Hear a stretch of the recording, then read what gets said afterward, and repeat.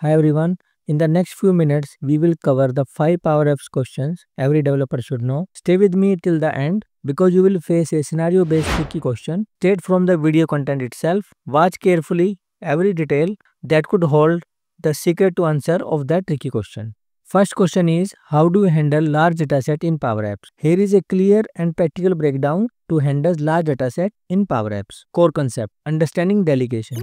Delegation means that heavy data processing happens on the data source side like SQL, Dataverse, SharePoint instead of locally in the app. If your data source support delegation, then only the relevant record should be retrieved to improve the performance. If non-delegable, then Power App will pull only the first 500 to 2000 records depending upon your setting. Second is choose the right data source. So you should prefer delegable data sources like Dataverse, SQL Server, and SharePoint. Avoid using Excel for large dataset because it has no delegation. Third is filter early. So always filter data before loading.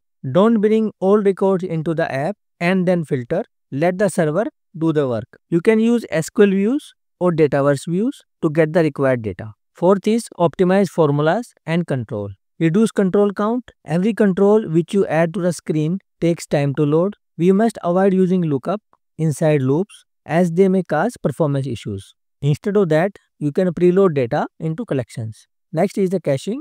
Use Clear Collect to store commonly used dataset locally in the collection for offline use. So here we have created the product collection having two columns, product name and size. Our next question is, what is the for all function in Power Apps? The for all function lets you run a formula or action for each record in a table or collection. So this is perfect for the bulk processing. Let's see the syntax. So syntax is for all, source and then formula. Let's have a real life example. You have a SharePoint list, so which contains employee training information.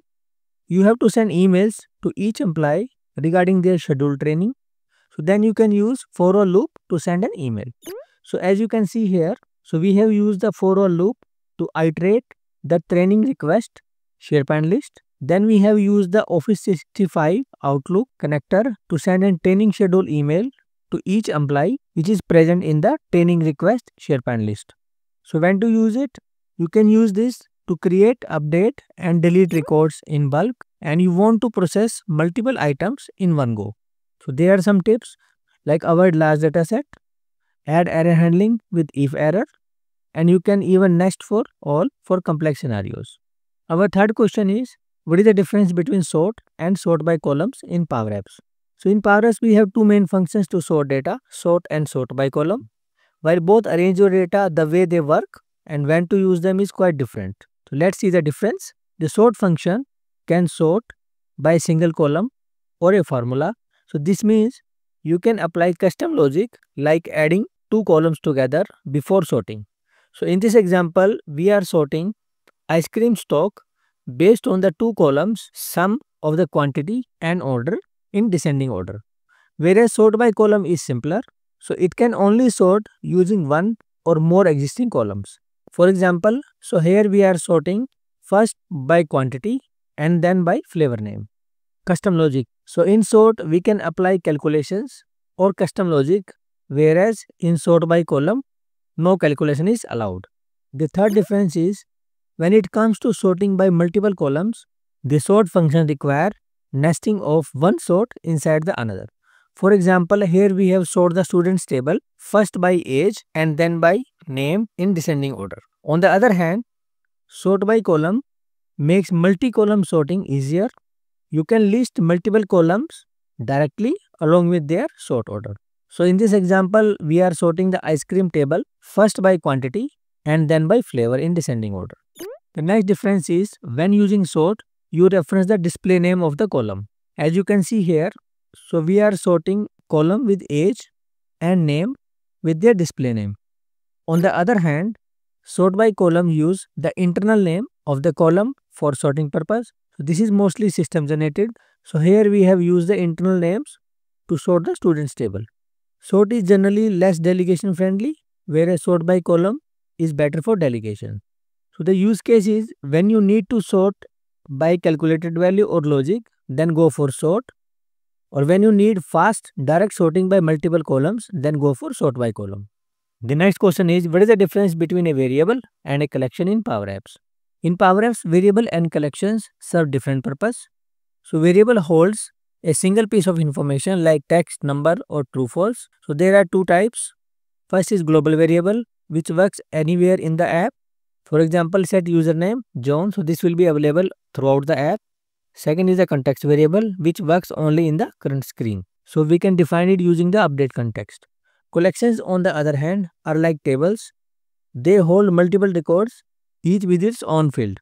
For example, here we have created a collection products with two columns, name and price. So if we summarize, variables are for single value and collections are for multiple records. The last question is, how do you manage app versioning in Power Apps?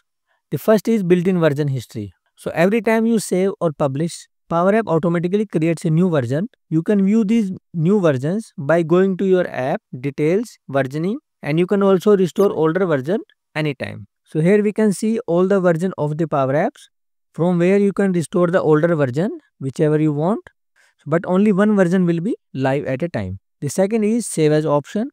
So before making major updates, use file and save as to create a separate copy of your app. Think of it as a quick manual way to take a backup of the Power Apps. So here you can see I have used the save as option to save the Power Apps with different name. The third way to manage app versioning in Power App is to export your app as a solution. So this means you package your app inside a Power Platform solution and export it. So this makes it easier to move between environments while keeping your version control. So here you can see I have exporting this app demo solution, and this is the version number, so which you can provide while exporting this app. So you can export it either as a managed solution or as a unmanaged solution. So next is export as a package. So from the app menu, you can choose export. You will get a zip backup file that you can store anywhere in the SharePoint, OneDrive or version control. So here you can directly export your app as a package. You can provide the package name, environment and just export. So this will provide a zip file so that you can store anywhere. The last one is source code versioning with Power App CLI. So here you unpack your app into source files and store them in GitHub or Azure DevOps for professional versioning tracking. I have written detailed blog for these interview questions which is currently in progress. So I'll share the link in the description and pin comment as soon as it will be live. Alright, so let's check your understanding. Here is your scenario. So your dataset contains column, product name, price and category. So how do you sort it so that it first orders by category in ascending order and then by price in descending order within each category? Take a moment, think about the formula you would use and share your answer in the comment box. So that's all for this video. Please subscribe the channel. Take care.